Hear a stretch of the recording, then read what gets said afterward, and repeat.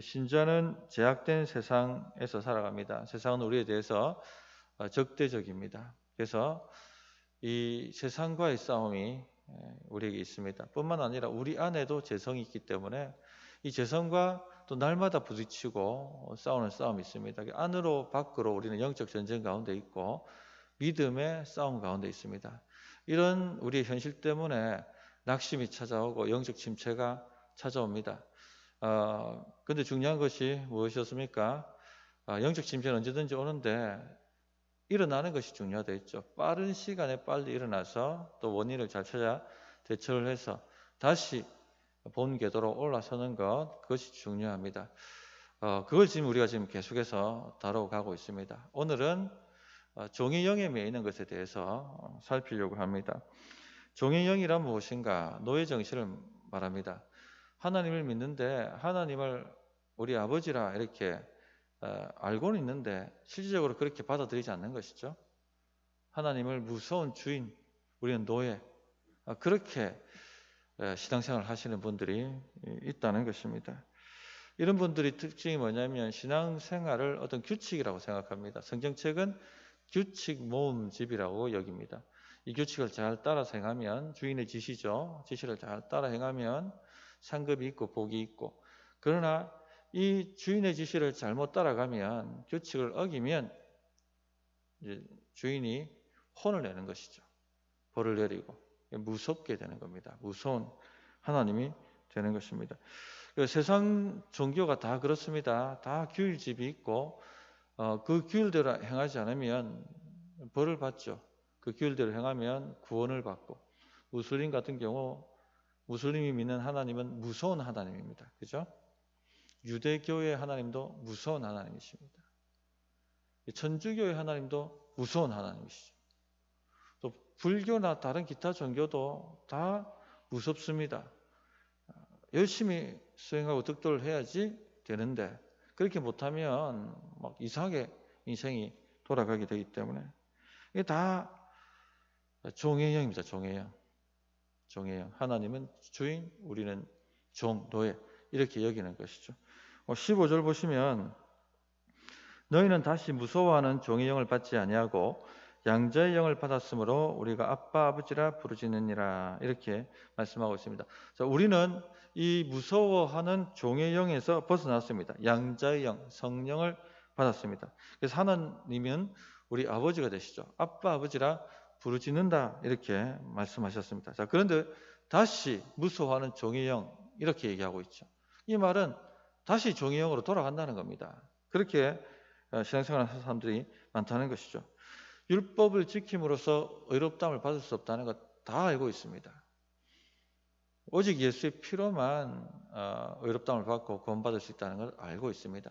율법의 모든 조항들, 말씀이 가르치는 모든 조항들을 세세하게 꼼꼼하게 지킨다 할지라도 하나님의 절대 기준에는 미치지 못한다는 것 다 알고 있습니다.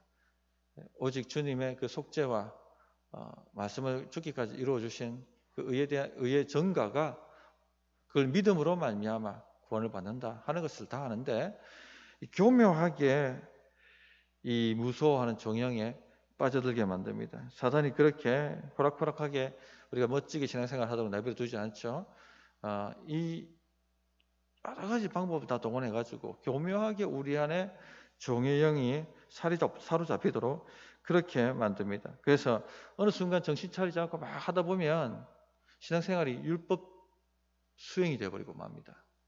새로운 율법 체계가 되어버리고 말고 또 새로운 율법의 종교, 그렇게 신앙생활을 하고 있는 것입니다. 믿음으로 잘 시작했다가 율법으로 마치는 것이 됩니다. 성경을 읽으면서도 은혜를 받는 것이 아니고, 하나님의 은혜와 사랑을 경험하는 것이 아니고, 성경을 읽으면서 규칙을 뽑아내려고 합니다. 큐티를 하더라도 큐티를 잘못하면 어떻게 됩니까? 오늘 내가 수행해야 될 규칙을 뽑아내요. 첫 번째, 두 번째, 세 번째. 오늘 이 규칙을 잘 지켜 행하면 하나님이 활짝 웃어주시고, 이 규칙을 잘 순종하며 행하지 못하면 하나님이 진노하시고 먹구름이 끼고 안 좋은 일이 생기고, 그렇게 생각을 합니다. 새로운 율법이 된 것이죠. 이런 삶에는 기쁨은 없습니다. 두려움만 있습니다. 늘 노이로제, 종교적 노이로제에 빠져 살게 됩니다. 기도는 몇 시간 해야 하고 성경은 하루에 몇 장 읽어야 되고 일주일에 몇 번 가정 예배를 드려야 되고 그것도 몇 시에 드려야 되고 규칙으로 변합니다. 처음에는 좋은 의도로 시작합니다. 정말 하나님을 더 신뢰하고 의지하고 또 예배하는 삶을 살기 위해서 이렇게 시도를 하는 것이죠. 그런데 정신 차리지 않으면 이게 율법으로 넘어간다는 겁니다. 어느 순간부터 이게 율법 체계가 되어서 나를 사로잡아 버립니다. 그것을 제대로 실행하지 못하면 하나님이 진노하시고 제대로 실행하면 하나님이 기뻐하시는 것처럼 그렇게 생각하는 것이죠. 제가 청년 때 좀 열심히 있었습니다. 주님을 사모하는 열심히 있었습니다. 그래서 저녁 9시마다 정시 기도회를 좀 해야겠다. 이런 기특한 마음이 제 마음가운데 들었습니다. 그래서 매일 9시가 되면 이렇게 좀 하나님을 찾고 싶다 해서 기도하고 말씀을 읽고 그렇게 들어갔는데 이 뭐가 딱 율법으로 바뀌냐면요. 매일 정확하게 9시.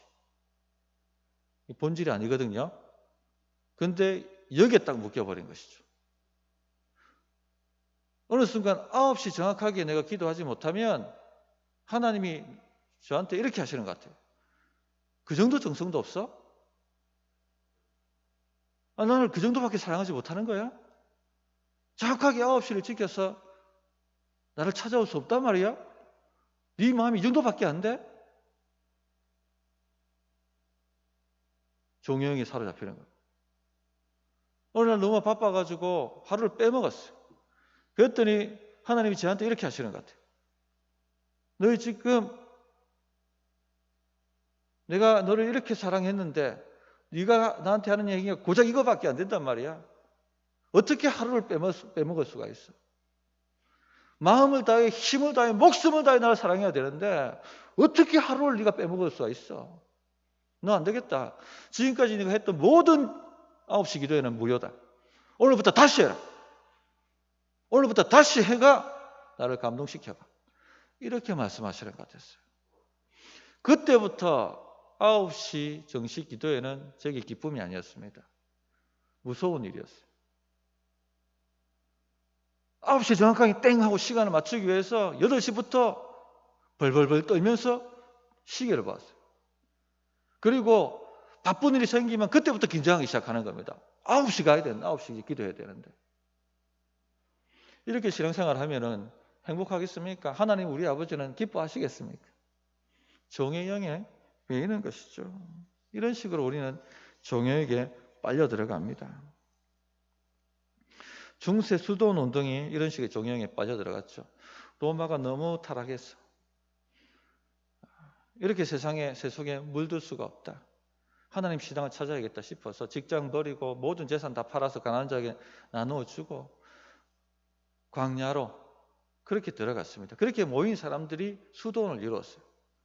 근데 거기서부터 이제 식사는 어떻게 할 것이며 하루 일과는 어떻게 할 것이며 하루에 기도는 몇 번 할 것이고 성경을 어떻게 읽을 것이고 어떤 수행을 할 것이고 이런 규칙들이 쫙 만들어지기 시작한 것이죠. 이런 규칙을 잘 수행하지 않으면 하나님 앞에 나갈 수 없다. 하나님이 거절하신다. 이렇게 믿게 되어버린 것입니다. 그때부터 수도원 운동은 종이형에 매이게 된 것이죠. 이처럼 우리는 너무나도 쉽게 종의 영으로 달려갑니다. 다시 종의 영을 받지 않고 다시 받아버리는 것입니다. 여기서 벗어났음에도 불구하고 다시 무서워하는 종의 영으로 들어가는 것이죠. 그래서 내가 지금 종의 영에 묶여있다 안 묶여있다 어떻게 확인할 수 있느냐. 무서워하는 종의 영이라 했습니다. 15절 보십시오. 너희는 다시 무서워하는 종의 영이라고 되어 있죠. 받지 아니하고 두려운 마음으로 신앙생활하는 겁니다. 무섭습니다. 하나님이. 어떻게 두려운 마음을 만들어내겠습니까? 하나님께서 나의 흠과 결점을 찾아내신다. 그리고 벌하신다. 이런 생각이 묶여 있는 것이죠. 하나님을 그렇게 바라보는 것입니다. 하나님은 우리 아버지가 아니고 하늘 주인, 하늘 검사가 되시는 것이죠. 그래서 나의 일거수일투족 말, 행위 하나하나 다 검색하며 점수를 매기는 것입니다. 잘할 때는 나타나시잖아요. 하나가 딱 삐끗했다. 짠 나타나셔가지고 이봐, 내가 그렇게 그럴 줄 알았다고, 네가 이렇게 할 줄 알았다고 하면서 벌을 내리시는 분으로 여기게 되는 것이죠. 무서워지게 됩니다. 그 세겹절 기도회를 우리가 한 3년 했지 않습니까? 코로나 오기 전에. 그리고 새벽을 못 깨우시는 분들도 1년에 그래도 한 2주간 새벽을 깨워봅시다. 그렇게 하면서 타이틀을 걸어 특별 새벽 기도회를 합니다. 그래서 세겹줄 3명을 묶어가지고 3겹줄은 끊어지지 않으니까 한 사람이 힘들면은 이거 샤샤 해가지고 하자, 이렇게 기도를 했습니다. 평소에 그 습관이 안 되신 분들이 새벽 기도를 정시에 일어나서 한다는 것은 쉽지 않습니다. 그렇게 결단을 하셨다가 언제 사단이 납니까? 한 셋째 날쯤 되면은 알람을 들어도 못 일어나는 것이죠. 그때 되면은 이 종영이 묶인 사람들은요, 딱 두려움이 오는 겁니다. 아, 하나님 이렇게 말씀하시는 거죠. 이야, 이 1년에 10일도 못해? 그러면서 나한테 이 기도 제목 가지고 나 기도 응답을 받으려고 하는 거야? X 다시 처음부터 작정해. 꽃배기로 20일이다. 이런 마음 안 드세요? 그런 마음 들죠? 안 드는가? 저는 들었는데. 이런 것이 종행. 이런 식의 무서움이 다가온다는 겁니다. 이런 것이 무서움이 다가오면, 아, 내가 지금 종행에 빠져 있구나. 침체가 들어오는, 이건 은근한 침체죠. 활력도 없고 기쁨도 없고 늘 신앙생활 그렇게 하는 것입니다. 그럼 어떻게 해결해야 되는가? 첫째, 신앙생활은 우리 힘으로 하는 것이 아니라 누구 힘으로 합니까? 하나님의 힘으로 하는 것이죠. 이것을 기억하라는 것입니다. 왜 이 종영이 묶입니까? 자기 힘으로 하려고 하는 것이죠. 자기 힘으로 신앙을 수행하려고 하는 겁니다. 해낼 수 있다는 것이죠. 하나님을 감동시킬 수 있다는 것이죠. 하나님께서 나에게 갚으실 만큼 내가 하나님께 공로를 쌓을 수 있다고 생각하는 것이죠.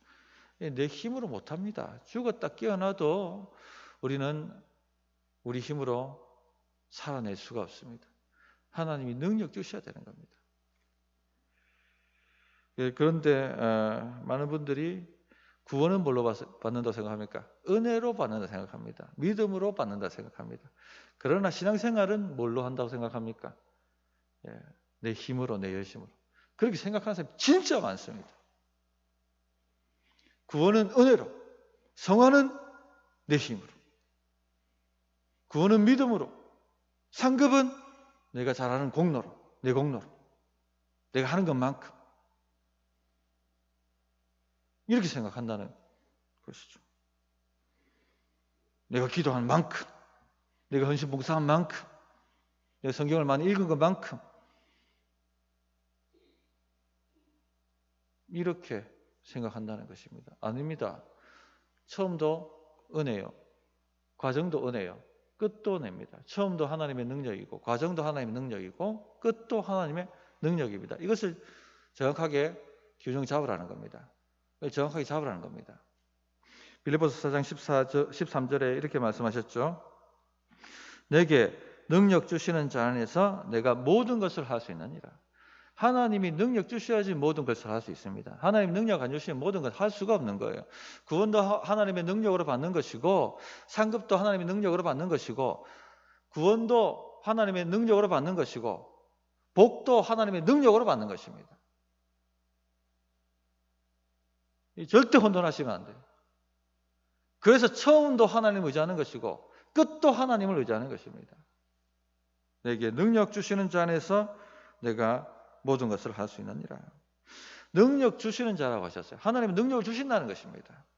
지금 이 순간에도 하나님은 능력을 베푸십니다. 우리에게. 그러므로 하나님을 의지하라는 것이죠. 믿음으로 하나님을 의지하면 그 능력이 우리 안에서 역사한다는 겁니다. 능력을 주신다는 것이죠. 지치고 힘들 때 왜 지치고 힘듭니까? 우리 힘으로 했기 때문에 지치고 힘들죠. 하나님의 능력을 타고 하면 힘들지가 않습니다. 뒤에서 바람이 불어오면 그 바람을 타고 가면 힘들지가 않아요. 파도가 몰아칠 때 그 파도에 몸을 실으면 힘들지가 않습니다. 저만큼 파도를 타고 흘러가는 거죠. 그런데 우리 힘으로 하려고 하면 힘듭니다. 어렵습니다.